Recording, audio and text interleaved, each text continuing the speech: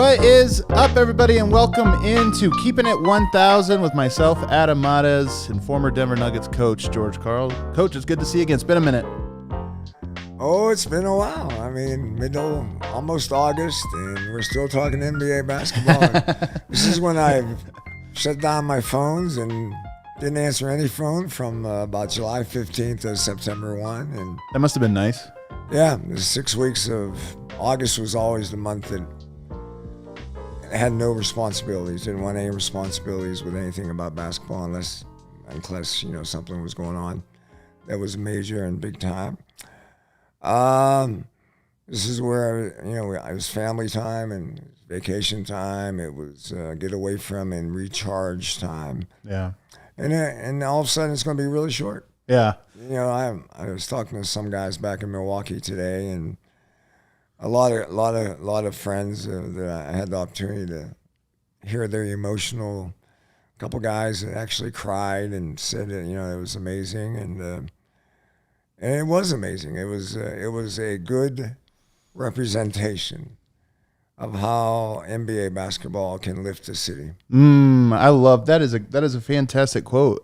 This is a feel-good finals for me, and maybe it's just because of I liked Phoenix. I would not have felt bad if Phoenix would have won this one. Some years I feel like, oh man, I love this. I hate this team. I'm going for.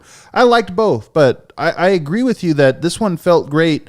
For the Giannis aspect, the city of Milwaukee aspect, all of it, just the way it played out, I thought it was a great story. So we're going to get to all of this. Milwaukee fans, Giannis, and how he played, his press conferences, which I thought were in some ways just as interesting. We're going to get to all that, and then, of course, apply this to the Denver Nuggets. But first, I want to let everybody know we're presented, as always, by DraftKings Sportsbook, America's top-rated sportsbook app. They are the presenting sponsor of the show, of course, and they have been since its inception. So use promo code DNVR when you sign up. A little bit later in the show, I'll give you guys a killer deal. They always do these killer deals on DraftKings. The one they have, this one, is the biggest lock they have ever had. So I'm going to give you that deal a little bit later. I want to go back to what you were saying about August, because this is a weird year. Because I look at it, a player gets done and they don't make the playoffs or they lose in the first round. Player immediately goes on vacation. Oftentimes a coach or front office, there's things to be done after a season, especially if you went to the first round of the playoffs. This year, we're already in August. The draft is in 1 week. The draft is in 1 week. You're just finishing out seeing how the season played out. What lessons can you learn? You got the draft in 1 week. The Olympics are going on. You've got Summer League. So I think those guys, Tim Conley and Josh Kroenke and Michael Malone, those guys still have another 2 or 3 weeks to keep going. And so with you, was there any getaway, even if it was a small one, prior to the draft? Or was it just you didn't even think the season was over till after Summer League? I slowed down after the season ended, and you could maybe get a week vacation in May, but your kids are in school. Right, that's true, yep. And stuff like that. But you have your opportunities to maybe not work 10-hour days. Yeah. And maybe take a long weekend to go away some places, but it slows down. For me, it slowed down after Summer League. After the draft, after free agency hit in July. And then, July 15th, July 20th, you kind of know that you got 1, 2, 3 to do before September 1st. And I just wanted to totally, go off the grid a little bit. Don't return phone calls. Don't pick my phone up. Don't respond to emails. Don't respond to media. And everybody kind of knew that. Yeah. And then when August came, I kept that.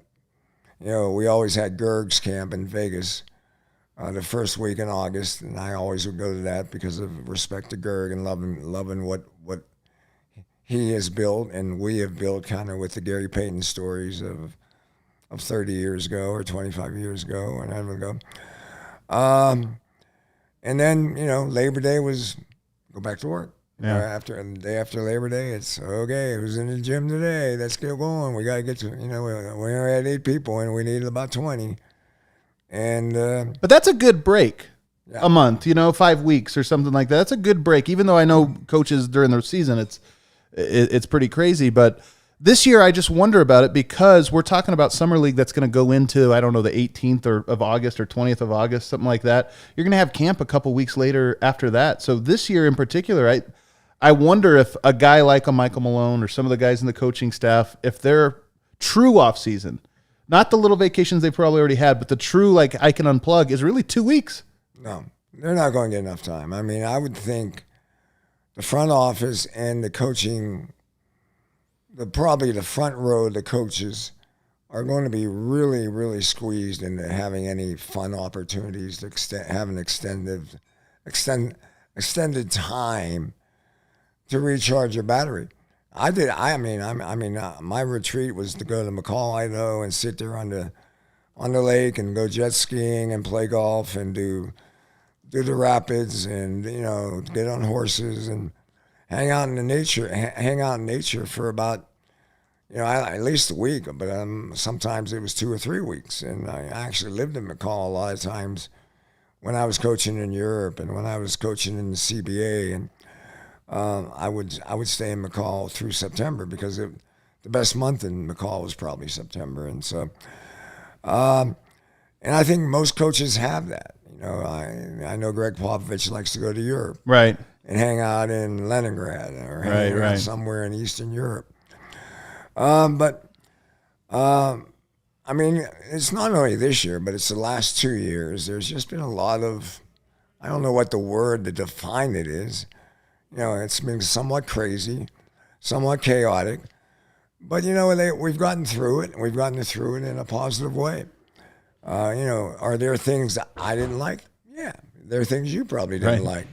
But I think the NBA is smart to try to get back to the old rhythm, and I don't even know when free agency starts. It's coming up. I mean, it's not. It's going to be such a packed week. Really, the draft next Thursday, and you've just got all these little check marks, guys, opt-in dates, and all of that stuff. It's been interesting to see the analysts shift from like, okay, we're covering final, we're covering the playoffs, to now we got to do a full draft prep immediately. But before we get there, one of the pleasant surprises I thought of this playoffs, and especially of this finals, was I had never really heard about the Milwaukee Bucks fan base or the Phoenix fan base. There's certain ways you see them. They'd been in the playoffs and they'd made some good runs, the Steve Nash era. But I never saw them the way that we've seen them. I thought it was two absolutely fantastic crowds, fan bases, and they actually became, to me at least, a little sub-story where I thought, man, these are two fan bases that didn't get their love. Now, you coached in Milwaukee. What was your experience of the basketball fandom in Milwaukee? I got to 4 conference finals and 1 NBA final, I think. I might be missing one, but and Milwaukee was the hottest city the year we went to the conference final against Philadelphia. We beat Doc Rivers in Orlando and Tracy McGrady in the first round. Had a great 7-game series against Charlotte, down 3-2 going to Charlotte, kind of like Phoenix had to do. Right. And we went into Charlotte and beat them, and then came back and won Game 7 in Milwaukee. And then the 7-game series against Philadelphia. Yeah. Well, it went 7. Right. But Glenn Robinson had a wide open jump shot in Game 5 to win a Game 5. Painful. And I think if we win Game 5, we win the series. And he short-armed it. And I actually, after Milwaukee won Game 5, I YouTubed the final 5 minutes of that game and watched them, just because I was kind of emotionally engaged a little bit. And my memory of that jump shot and memory of the play we ran, and what I remember so much about that play is Mutombo could have jumped at Glenn, could have jumped at his jump shot, and we liked hands because I think Big Dog liked the kind of a scope on his jump shot. If you get a hand, it didn't bother him very much. Mutombo didn't jump it, so it was wide open. And I just remember that shot, and I talked to Sam Cassell about it, and we did a Forgotten Season program on the really cool podcast George is doing, where they go back and look at unheralded or forgotten seasons that were heralded at their time, but maybe you forgot about. Really cool series. Seasons that were really powerful in the city that they were in, but did not get the national recognition of that type of scenario. And it's been going great. I mean, And what we like about it from a podcast standpoint, you could take this to football, you could take this to baseball. Oh, totally. You could take it all over. Sports it needs to move correct back to this because I feel like the championship or whatever, that's the goal. It has to be the goal. But there's all these other little stories that happen along the way, and they really tell the full story of what sports can be. And I think too much of America in sports right now is if you don't win a championship, you're a failure. Yeah. And that is so far from the truth. The truth is, in the NBA, I mean, right now everybody's going to celebrate the champion, and Coach Bud is the championship coach. But, there are probably in my opinion, 2 or 3 coaches, maybe more, that coached their team better than Coach Bud did. Interesting. Who are they? Well, I'm not going to throw that out there. I mean, but there's Coach Bud, Bud, he's been on the hot seat in Milwaukee. Milwaukee has not treated him very well. Might not have made it past this year if they didn't make it the way they did. The national media hasn't been fair to him. Kendrick Perkins came out on him after game 1 and 2, and I just thought, what the hell are you talking about? I thought Coach Bud did an incredible job in the playoffs, in the middle of the playoffs, of turning Giannis from a lot in the season I thought was trying to play like LeBron or like Doncic. For his career a lot, yeah. He was playing out Pick and roll front ball with handler. the ball, and all of a sudden, he's playing center. Right. He's playing handoff. He's playing pick and roll. He's rolling to the basket. He's getting offensive rebounds. He's reading penetration and getting cuts and dunks off of other people making good plays. And I thought, and I don't know when it was probably in game 1 or game 2 of this series, he said, that's who I am. Yeah. And it got better. I think it was even before that. I think this is a seasons long. Correct me if you see something different, but I feel like it was a seasons long shift for him that really accelerated in the playoffs. And it reminds me, I thought LeBron James, look, he's had a fantastic career. He was one of the best rollmen that we've ever seen, but for some reason he never did it. He would do it maybe 10 times a playoffs. He'd be a rollman. They score every single time out of those plays. And you thought, okay, he's not just a rollman, but can he be that a little bit more, especially with Kyrie Irving? I thought Giannis, and this maybe is an ego thing, everybody wants to be the ball handler, wants to do this. He was the screener for pick and rolls for so much of this playoffs, and unstoppable. And he got better at it. He got a better feel for it. And it opened up the window of giving Holiday and Middleton more opportunity to be more assertive and more. I mean, Middleton at the end of games was incredible. I mean, maybe one of the best performances of all time. Yeah. In clutch moments in a playoff series that had 3 really close games. Yeah. That could have gone either way. Even the play that sealed this game 6 and sealed the championship, that bucket that he had, even that play used Giannis rolling to the basket to set up him so that there was no help as he came off of the screen. It was, again, using Giannis and how great he is as a roller to get him a comfortable, still a difficult shot, but a comfortable shot he could walk into. Well, I think people got to realize that as a coach, you don't want to take difficult shots. Right. You want to take open shots. You want to make the game have a flow and a rhythm that very seldom do you got to make a tough shot. Playoffs is a little different. Yeah. You have to have at least 1, maybe 2, and probably 3 guys that can make tough shots.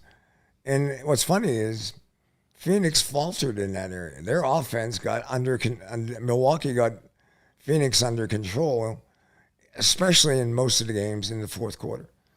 By the fourth quarter, Milwaukee, Phoenix was having trouble scoring in the last 3 or 4 games. And, Booker could make tough shots. Chris Paul had a history of this series, before the series, of making tough shots. But he didn't make tough shots in this series. And then I think that put pressure on a lot of young kids. Ayton had to perform well. Ayton didn't perform well. They didn't play well. And when Ayton missed easy shots, he didn't seem to have a defensive focus. He lost his focus and lost his physicality a little bit. Don't get me wrong, he had to cover Giannis, which is a difficult challenge. But I think when he was into the game offensively, he covered Giannis better. Yeah. When he wasn't in the game offensively, he got beat up a little bit, I think, in those areas. So I want to talk about Giannis because this was a team win. There was a lot of good. We're going to talk about Jrue Holiday. We're going to talk even more about Middleton, but 50-point closeout game. And if you just go back the last 3 games, of course, Milwaukee wins 4 in a row to close this out. Game 3, very close one. Game 4, you got the block. One of the best blocks we've ever seen at that level. Game 5, you have the dunk. And that wasn't just him. I think Jrue Holiday was maybe more impressive on that play to get the steal, but still he finishes it off. And then you have this 50-point game last night that I thought was a near flawless performance. You look at one of the big flaws for him is free throw shooting. He goes 17 and 19. What you've remarked that he is your favorite player. Is that a favorite player currently? Why is that? And what did you see from him tomorrow that was maybe indicative of the things that you like about him? Well, he's an incredible athlete at 7 foot tall, and tremendous length, tremendous bounce. Here's the kid who was 195 pounds when he started playing pro basketball, and he's now 245, and he looks like Superman out there. He almost has a Dwight Howard body, and the amazing thing, Dwight Howard had that body in high school. Yeah. This kid wasn't that. This kid was skinny, right? And he plays both ends of the court. He plays with passion. He plays with emotion. He's a good teammate. And I think the impressive thing to me was over the last of these players in the finals where he got interviewed, I thought he was answering tough questions better than anybody.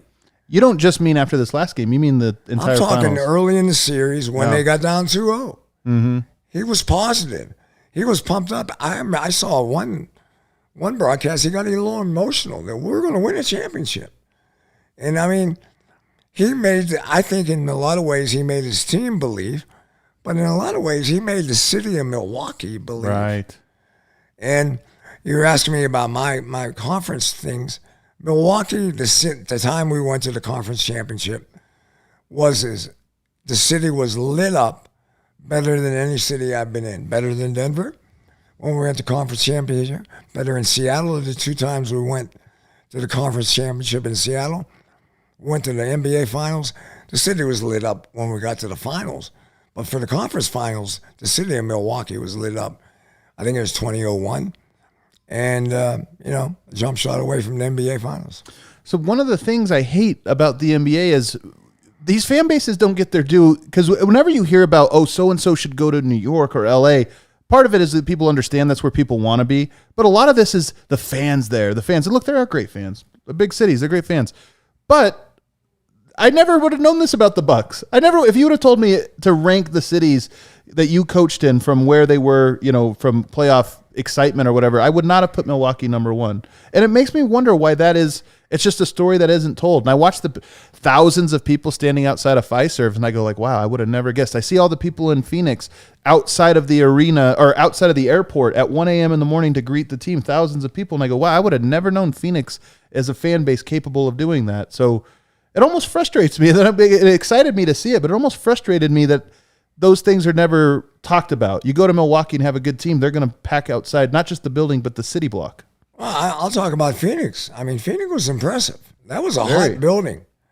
And I remember not more than 2 years ago, before COVID, Phoenix building was dead. It was a dead building. There were empty seats all over the place. The fans were late coming and early leaving. Yeah. And, they were kind of down on their team. And then to turn it around through the bubble and then through this year, I think it says a lot for the city. I thought both cities were lit. They were high and they were fighting.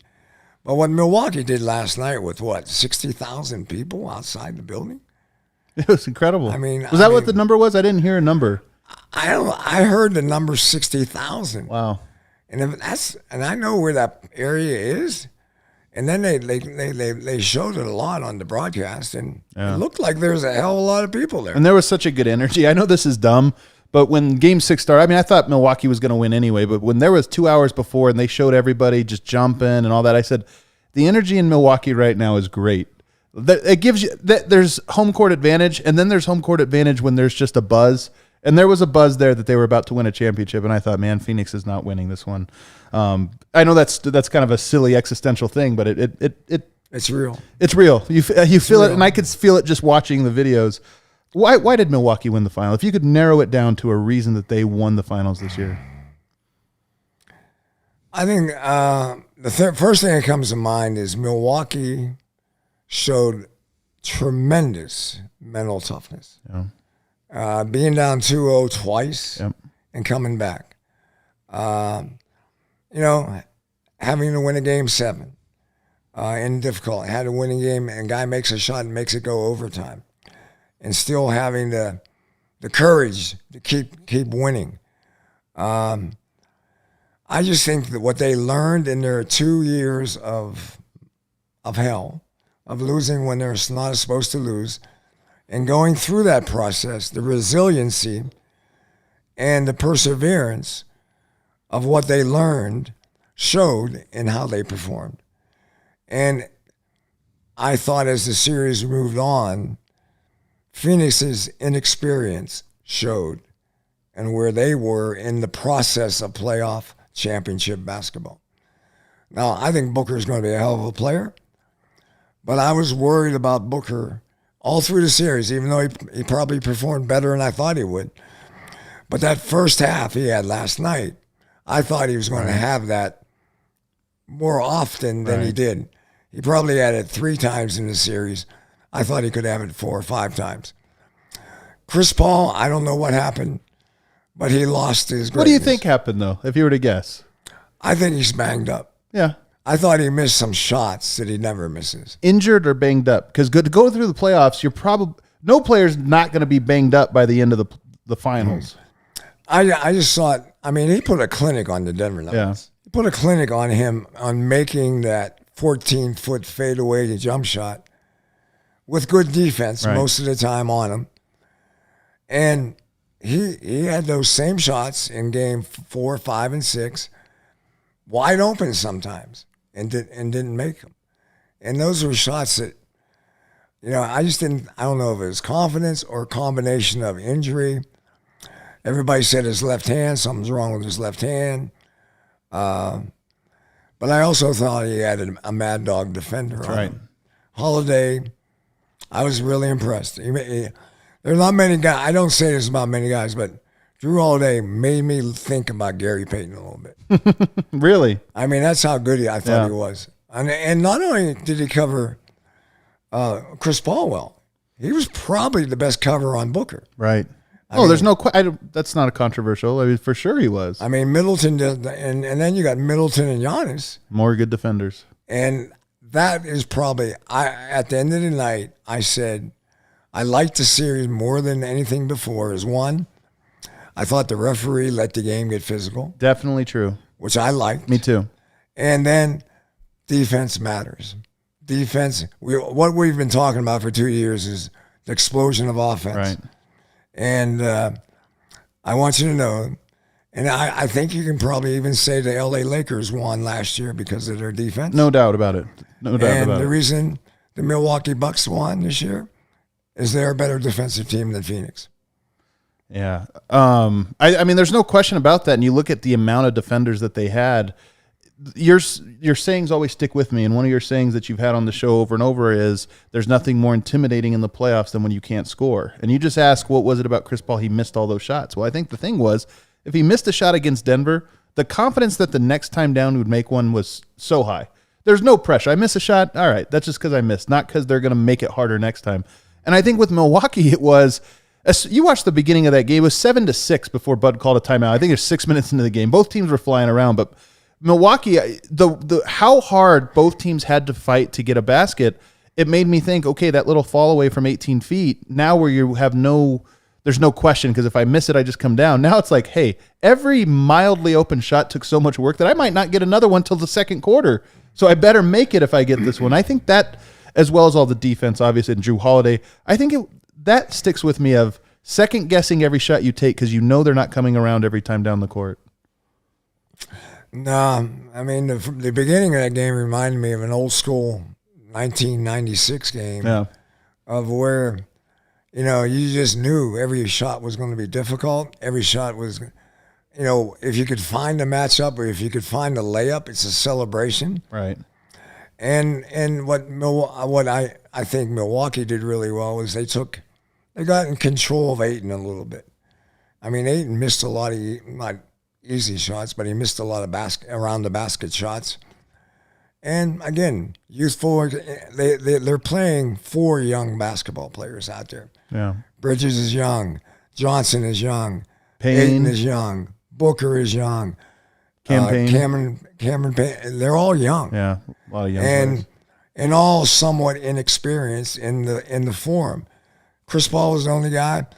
I thought their injury to Sarge really hurt him. Yeah. And I think Monty, as the series gone on, got really conservative. And I thought overloaded a little bit too much on Booker and Paul. So you said no at the start of this. You don't think the fact that it was so hard to score maybe made even good shots more difficult to make, just psychologically? No question. I mean, and then as the series gets closer to 7, it gets harder. Right. It's easier to make shots in 1, 2, 3. So I said this last year. Denver, last year the Lakers roll through the first round, they roll through the second round, they get in the conference finals. They beat Denver comfortably. Denver was tiring game 1. Game 2 is the Anthony Davis shot. And I always say, look, I don't know if Denver was going to win that series. I think the Lakers were better. They had the better defense. But the Lakers never had to sweat last year. They didn't sweat all the way through to the playoffs. And I always think it's different when a team sweats. And if you can win, if Denver goes up 2-1 in that series, then does somebody on the Lakers get a little tight? Does the defense, do they make an adjustment that maybe wasn't needed and this or that? And that's kind of what I think you're getting at with Phoenix is prior to that series, they'd been 2-2 with the Lakers, 2-2 with the Clippers. But then you get down 3-2. And those young players get a little younger all of a sudden because this is the first we've skated to this point. And now we're down in a series and we can't lose or we're going home. I don't think there's any question that the youthfulness of Phoenix and understanding how tough it is. I know fans don't want to hear it. It is hard to win 4 games against a good basketball team. And then I thought what happened is Phoenix couldn't sustain it through into the fourth quarter and into the end of the game. Right. As the game got longer, it seemed Phoenix had a little fade in them. As the game got longer, Milwaukee got stronger. That's where the physicality helped out too, especially with a guy like Jrue Holiday. Size too. I mean. Yeah. I never even thought through the Lakers and the Clippers series that Phoenix is really small. Right. And Milwaukee said, "You're really small." Yeah. Yeah. That's another lesson perhaps to take from this is, there's so many players in this draft that I look at, I'm like, man, I really like him, but he's 6'3", and he's a 2. And I just wonder if we're getting to a point in the NBA where, you can have one of those guys. I don't know if you can have 2 or 3. The deeper you go in the playoffs, eventually somebody's going to start looking really small. I got to keep it moving, though, here, because it's Jrue Holiday. We've been raving about him. You've been a big advocate. You were a big advocate for Chris Paul. You were a big advocate for Jrue Holiday. Let's talk about Jrue Holiday because he's the one that I think was most gettable for Denver, or, was at least on the radar. Would he have had the same impact for Denver? I mean, I don't know what the price tag was when we were talking about it. I think it included Michael Porter. I don't remember if it did or did not, but it would have been a lot of draft picks, probably a young asset. Would he have had that same impact for Denver with a healthy Murray and Jokic? I think Jrue Holiday would have an impact anywhere he goes, and including winning a championship, which is the top level of competition, and he would have lifted Denver. Would he have been better than Aaron Gordon? I'd say there's no question. Really? Okay, that's one of my questions. I mean, there's no question in my mind that the flow and rhythm of the game, and then you add a defender in the backcourt that can be a stopper, not only a good defender, but a stopper. And the two things I know that gravitate when you have on your team, they filter into other players because you have them on your team, is shooting and defense. If you have guys that demand defense, other guys will demand themselves to play defense. And guys that shoot the ball really well have a weird magic that it rubs off a bad shooter. And all of a sudden he starts shooting the ball better. And so passing, definitely. Great passers, everybody's going to start passing. Right. Finding, the ball finds the open man. Yeah. If you have that on your team, it's usually caused because you have 1 or 2 guys that are committed to it. Yeah.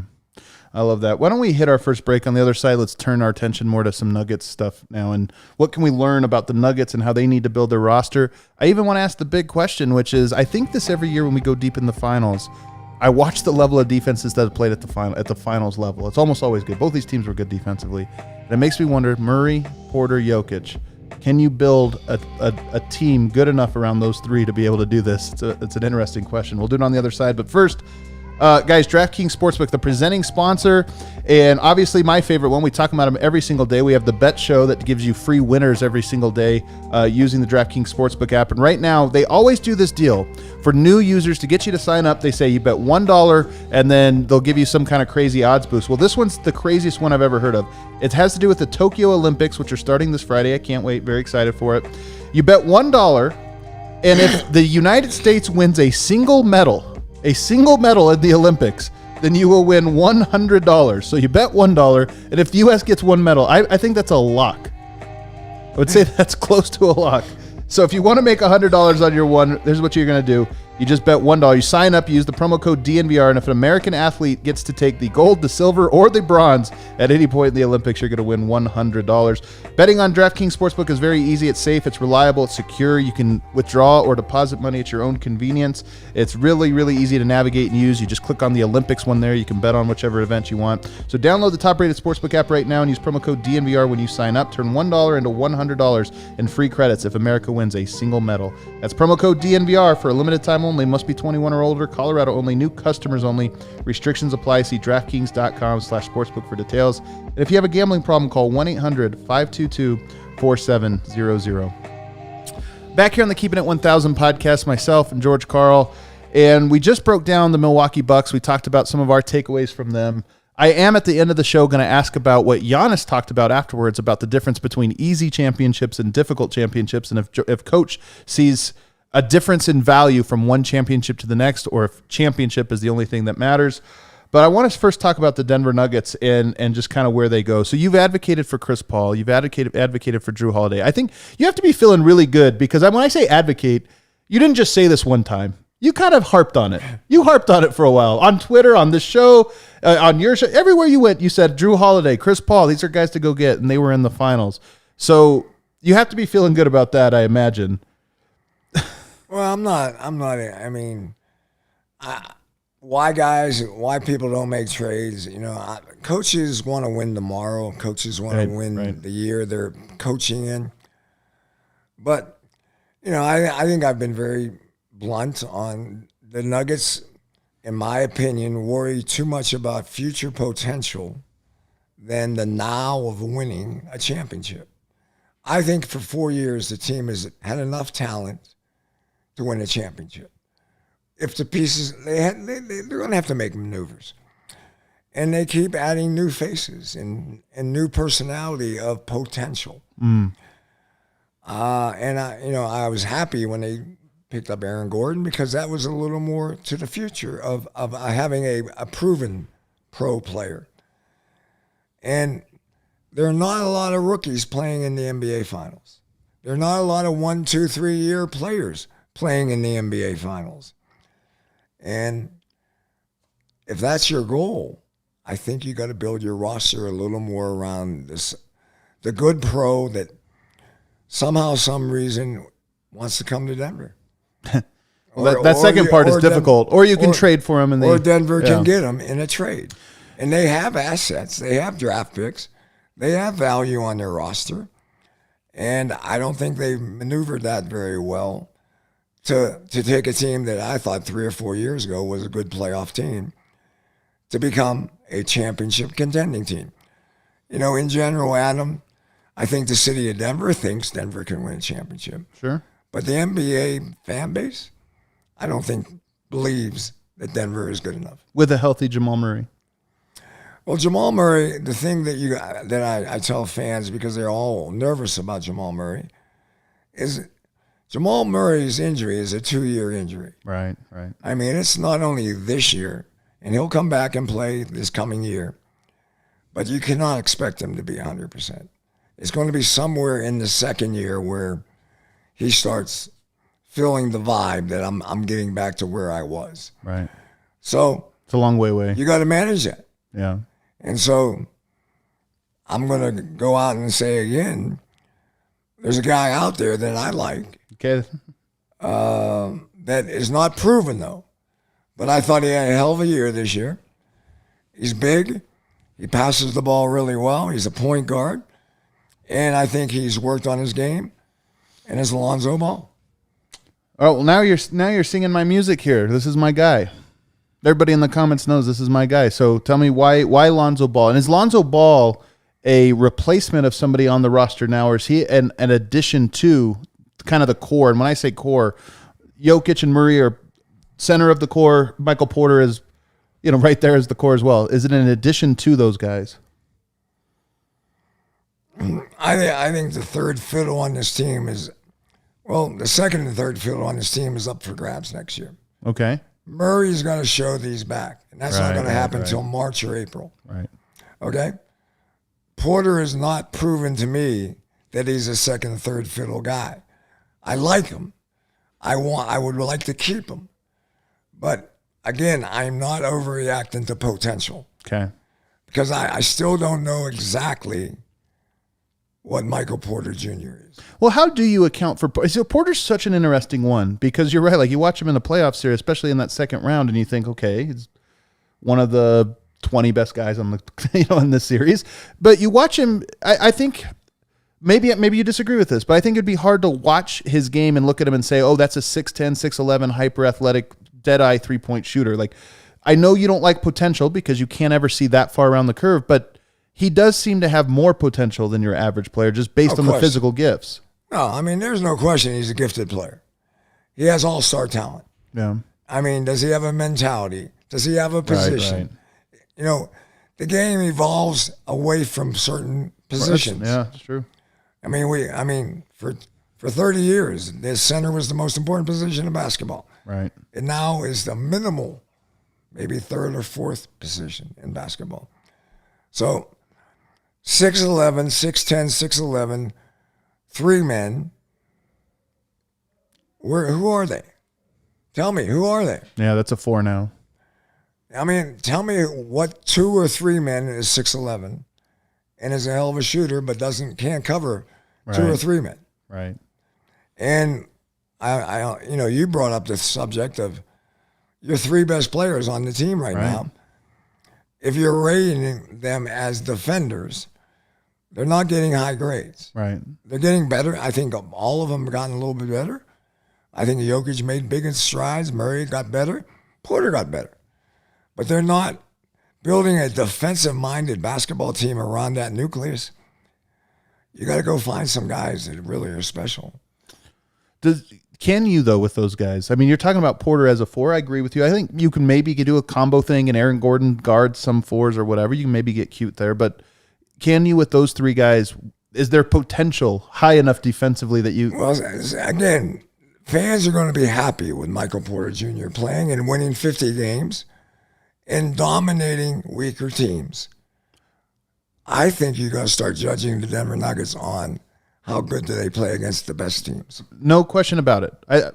I'm not disagreeing with you on this. I'm asking your honest opinion, because you might have to nip this in the bud and say, hey, these are 3 great players, but they're all offensive, really great players, and maybe you can't have. I mean, again, I can't go 3 great players. You got one great player. Okay. Murray coming back from an injury that's going to take 2 years. Right. And an unproven young kid. And they've had games where, wow, there's a wow effect of those guys playing basketball the right way. Right. But was last night's game, the first 7 minutes of last night's game, a wow game? No. It wasn't a wow game. And great offense wasn't going to make that much of a difference against the defense those guys were playing. Fight. Yeah, it was a fight. It was an angry battle. It was a competitive SOB fight. Okay. I like Jokic in that fight. I probably liked Murray before his injury in that fight. But you can't say you have 3 studs right now. Right. I mean, and I think management has got to react to that. Okay. Well, so I can't tell you if you're answering it or because I understand what you're saying. You're right. Michael Porter is an unproven star, but I'm saying even if you prove him as a star, even if he reaches his potential, is his potential a defensive potential? What I'm asking is, can you build a good defense around those three guys making a leap? Or is it sometimes you have to be like, no, they can be good defenders. They can't be great, and you need to have at least 2 or 3 great defenders. No. Yeah, I mean, I don't think any of those guys are ever going to be considered a damn good defender. Okay. Yeah. What I like about how frustrated you are by this question is this is such an indicative question about the schism between a coach and a fan or an analyst. As I'm asking this question, or management, or maybe even management. These are discussions that I had with management many nights. Right. So why Lonzo Ball? What is it what would he look like alongside Nikola Jokic? Well, one, Lonzo Ball is a little bit like Jokic. He makes guys better. Yeah. He's a little bit like Jokic. He likes to pass it more and he likes to shoot it. He's a little bit like Jokic from the standpoint, he's a pretty good rebounder. Yeah. Lonzo Ball has rebounding hands and anticipates very well. Is he a good defender? Not yet, but I think he has skills in that territory of being not a Holiday type stopper, but a good defender against a good player. He's a very aware defender. And I think he hasn't blossomed yet. Yeah. He's shown signs. And I know he's going to get probably overpaid, but I think he's worth a chance. Yeah. Is there any other players you kind of look around and say that'd be an interesting name? Whether it's trade or free agency, I'll throw one while you're thinking here. Spencer Dinwiddie is a guy that, he's got the CU connection. He's also a long sort of point guard. Different, though. I like Dinwiddie. I'm not sure I would. I don't think he's in Lonzo Ball's potential. Yeah. But I think he might be better than what they got right now. Yeah. But and my Monte Morris is really, really good. But you want to start Monte Morris and go with Murray when he comes back and play that combination? I could see them saying, yeah, let's do that. But I think the way Coach Malone coaches is the more good guards you have, the more he'll use them. Right. The more he'll play. And I've seen 4 guards sometimes this year. I've seen 3-point guards out there at times. And that's all fine and dandy with me because I think the more good decision makers you have on the court, the better you'll play basketball. Yeah. There's not a lot of great free agents this year when you kind of look around and see. Some of the names you even get to are like a Jeff Green. You start to get down the list a little bit of guys and you think, okay, these are, I don't know if they're impact players, but I haven't seen the list, so yeah. Okay, well, you're already studying. I want to celebrate with my Milwaukee friends for a day or two more. There you go. What do you think that the Cronkies would need to do this summer if they were to show that they care about winning? Or is there anything you can look at this year and say, hey, if you really think this is a championship team, you do this thing?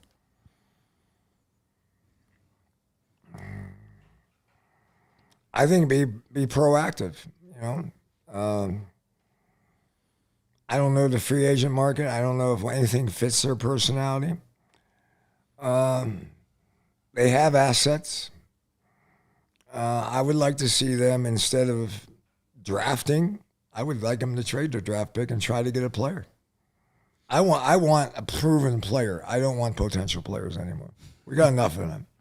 How many potential, is it important, this is just a hypothetical, let's forget about Denver's current situation, but is it important to have 1 or 2 players that are potential not playing? You only have 15 roster spots, but is it important, people talk about keeping the cupboard full. You have somebody, yeah, we're not drafting you to play now, but we got our 12 guys. You're hopefully next year's 12 guys. I think they spend too much time thinking about that, to be honest with you, because they do that well. Yeah. They do that very well. But I don't like 10, 11, 12 putting pressure on 6, 7, 8 all the time. I like the 8, 9 guys that are going to play, know who they are, their responsibilities, and then you have insurance policies. Right. And those insurance policies got to work their ass off. Right. They got to get better by not playing in games, but playing in practice. It's so funny because when you talk to fans so often, when you're talking about these 6, 7, 8 guys, You got a guy behind them, and if you consolidate and then you say, oh well, if they lose one of their top 4 guys, they're not going to win. They're not going to win anyway. You lose one of your top 4 guys, you're almost certainly not going to win in the NBA. That's just how it works. I don't know how many teams can lose a top 4 player and still get through an NBA Finals. Yeah, they can win, but they can't win big. Right. I mean, and again, I think the Denver fan base and the Denver management talks like they're in the top echelon of NBA play teams. And they, I don't think the NBA looks at them that way as much as the fan base. Did the NBA look at the Phoenix Suns that way prior to this year? I think Phoenix proved themselves through the year by being the best road team in basketball. Right. By putting a hell of a record on the board. Right.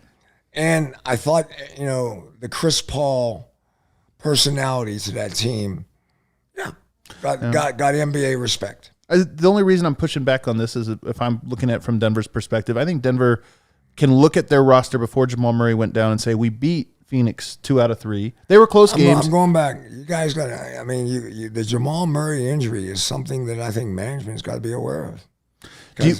Because I know he's working his ass off. I know he's a dedicated pro. And I know he's going to try to be Russell Westbrook and come back from this injury probably quicker and faster than anybody ever has.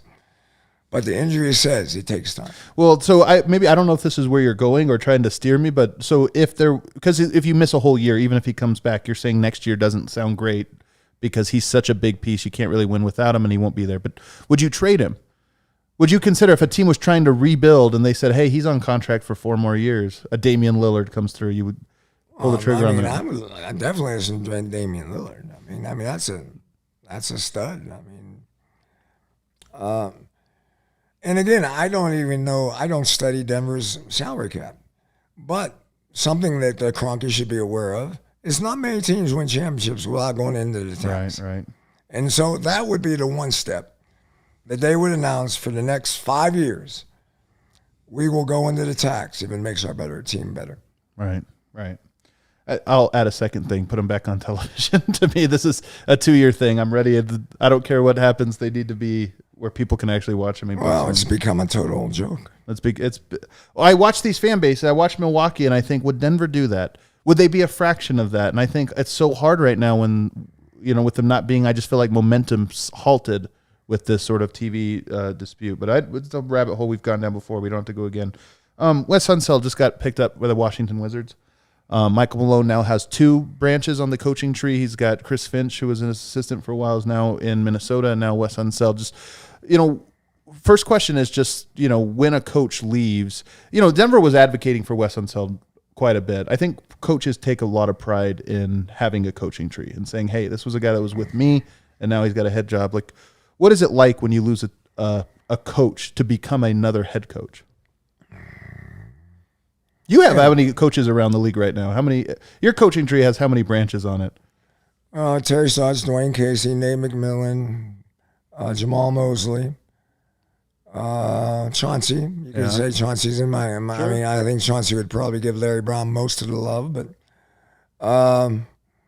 Jamal Mosley. I mean, Darvin Ham was on. He was on a chance. I think. I think that's a lot. It's a lot. I think 5 out of 30. I would say that's pretty good. Yeah. But what's that like? So when you lose a guy, I mean, obviously Denver was prepared for this. They wanted it to happen. But what's it like when you lose a guy? What's the process of getting new assistants? I really like moving in a positive way. I mean, this is positive. I mean, he takes his knowledge, his years here in Denver, and hopefully he'll go to Washington, another conference, and hopefully he has great success. And a storybook fit for him, his dad being there, him coming up there. So, I think it's a good story. Yeah, good spirit, good karma. I don't know Wes very well. Every time I've been around him, he's a first-class guy, a hard worker. He works Gerg's camp, and I've seen him do good stuff there. But it's hard for young coaches. Yeah. I mean, Jamal Mosley is my guy, and I mean, I feel tough. Orlando, they have like 37 20-year-olds, and they're going to add more. They're going to have like 5 more in the draft. They definitely are not on the George Karl plan of consolidating. Well, okay, but all that does is you're going to lose a lot. Yeah, for sure. And I don't like coaching in losing situations. It's not. I've said 100 times, the best coach in basketball is winning, and the worst coach in basketball is losing. So what do you look for then?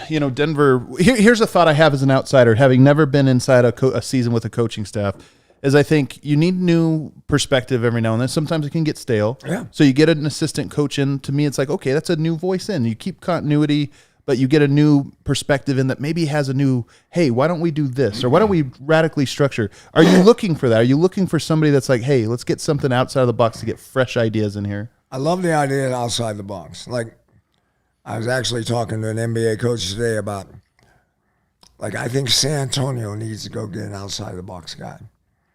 Atkinson went to Golden State. That's outside the box.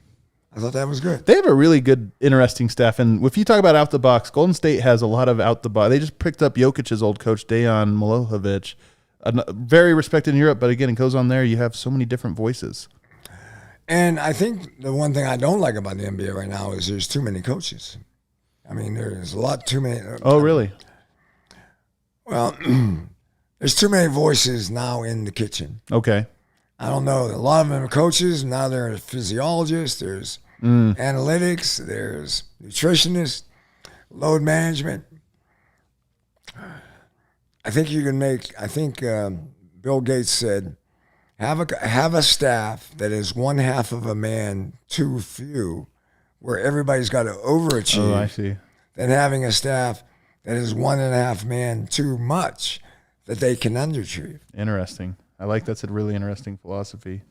What would you look for in a Denver assistant? Is there like a specific trait you just think, hey, this is a thing they could use?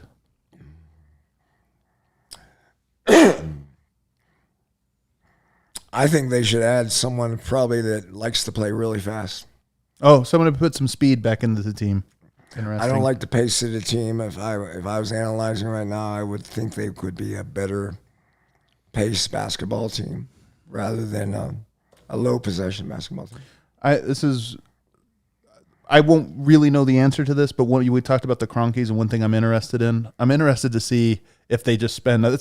Assistants are a thing you could spend as much as you want on, or as little as you want on, and sometimes you do see. I mean, you got Mike D'Antoni as an assistant this year. That couldn't have been cheap. Sometimes you get these big name guys, and I'm just curious if Denver. That's one way I wonder. Not to say that it's the best way if you go out and spend for a name or this or that, but sometimes you could tell. You can get a read on. They're willing to get this going here. Let's circle back and close out the show today by talking about what Giannis said after. Interesting. You've probably got the sense from talking to me. I'm really not a big fan of the super team era. It really frustrates parts of me because I know it doesn't include Denver. Denver's never going to have these guys coercing to get to Denver. But I also think there is something to there's this thing I want to believe in sports about a guy doing things the hard way and pushing themselves. And when Giannis makes 17 and 19 free throws in a closeout game, I feel like it's cosmic justice. It's this was this dragon you had to slay that was at the top of the tower before you could save the princess, and he slayed that one. So I like that. I like this thing. And after the game, he said, "We did it the hard way. We did it the right way." He said all of these things. We did it the hard way. We did it the right way. I could have gone to a super team and it would have been easy. And he kind of gives this look of disdain. Now, easy maybe not have been the right word, but easier, definitely easier. And so I wonder if you look at this, and not necessarily the super team, but if you look at this and say there are champions that did it the hard way, there's champions that did it in a way like, okay, their margin for error was so great for this or that reason. Do you differentiate for that? Or if you're a champion, you're a champion. There's no descriptor underneath that. Well, I disagree with him. Any championship is hard. Yeah. I don't care how much talent you have. Being in the league as long as I was in the league, you didn't like the Lakers. Sure. The way they won championships. They bought championships. They went out and got the best players. Right. And they had advantages. And they still have those advantages in Hollywood and whatever, in the climate of L.A. And, you kind of have a resentment for the Celtics in the early 70s and 80s. They kind of had an arrogance to how they built a championship. Right. And they were very good at it. So being in the league with those two teams, which have won about 75% of the championships in my time in the league, it's harder to do it in a small market. I was celebratory that Phoenix and Milwaukee. I don't know if we'll ever see that again. We could. Right. But I think the one thing that I look at is Giannis is European. American basketball, the super teams are being dominated by AAU mentality backed Right. AAU NBA stars. Right. And these guys have played together for years, and they like each other. And okay, well, I'm a free agent, you're a free agent, and they hang out and they figure it out. And LeBron has kind of endorsed that, and so, LeBron being the probably top of the mountain guy right now, everybody kind of copies him a little bit. I like the European model better, and that's why I think Denver has a chance. Because Jokic, Giannis is a great player, but Jokic is right with him. Well, I weigh these things very heavily. 2016 to me, if I look at the last decade, 2016 was a very impressive. That was a super team. They assembled, but I just thought going up against a 73-win Warriors team, I didn't expect it. They took incredible performances in games 5, 6, and 7 from Kyrie and LeBron. So that one to me is the most impressive one. You go after that, 2014 I think was my next favorite champion. That Spurs team was absolutely connected, as you like to say. I think the Dirk championship carries weight. I think this Giannis one, and to me, those ones stand out. If I look at the decade, those are the ones that are going to stand out the most to me. And I just wonder if players around the league, Kevin Durant talked about this his first year when he won in Golden State. He thought, everybody's going to say I'm better than LeBron, and nobody really said that, and he wanted that a little bit more, and he even talked about it feeling a little bit hollow, or he has some quotes out there saying it didn't feel quite as, not hollow, I shouldn't say hollow, it didn't feel like he thought it would. And I just wonder if players look at Giannis and look at how maybe the respect they're giving him and his quote or this or that, and I wonder if it's going to shift and people say, okay, it's not just the championship. Maybe it's how it happens and the story behind it, or I wonder if it has an impact going forward. I think my mind goes European the growth, the upbringing curve of a European player versus an AAU player, and I think the AAU player is going to dominate that personality unless we get more Giannis's, right? And maybe Jokic's, and you threw Dirk out there. Dirk did that. Yeah, he's European as well. Yeah, and but. It's a game of it's always evolving. What worked this year, there are going to be people who copy it, and then there are going to be people that's going to try to figure out what's going to work next year. So true. Figure out how to break it. Absolutely. And by the way, I want people to know there's reasons to play. I don't think every player should stick in one city for their entire career. I think free agency and player empowerment, these things are real. I think it could be overdone. I think there are players that have been in good situations who have left, and to me, that I don't like that. I like if you have a competitive team, there's a connection to your city that I think Giannis understands, quite frankly, and that's part of when you were talking about some of the great quotes. I think some of them were about that, his understanding of the relationship he has to that city and that fan base, and I was glad to see it happen the way that it did. But we're out of time. George, this was good, man. I missed these conversations. We have, hopefully some really interesting things coming down the pipeline with this show. Of course, the next episode we'll be talking about the draft and summer league and the Olympics. There's no shortage of basketball topics that'll pop up in the next 2 weeks, but hopefully some cool things, some cool surprises for you around the way. But have anything you want to tease for Truth in Media going on right now? Forgotten season. Yeah, what forgotten season is coming up? I don't know the one. I know they were talking to Sam Cassell about his season with Minnesota. Okay. And Sam Cassell got hurt. Yep. In that series, in the conference semifinals, maybe, and they were really a really good team that year. I don't know if I'm supposed to do this, but I'll announce it anyway. We have a military going to be called Truth and Tribe, and I think the first guest on that's going to be Eddie Gallagher. Yeah. An interesting guest for first guest. So he sent me his book, and I'm reading his book, and it's a very difficult story. A heavy one for sure. All right, everybody, hit the like button on the way out. Don't forget to subscribe so you don't miss a single episode of the Keeping It 1000 podcast. And everybody, we'll see you next time.